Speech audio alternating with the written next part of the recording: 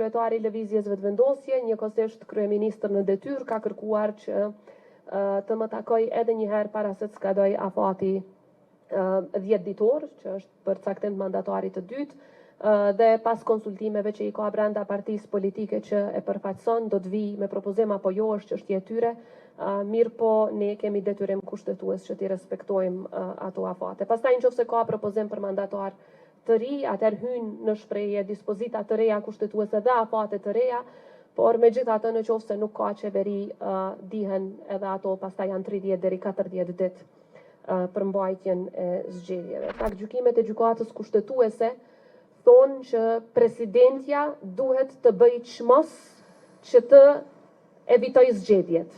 Pra ky është detyrimi i presidentës.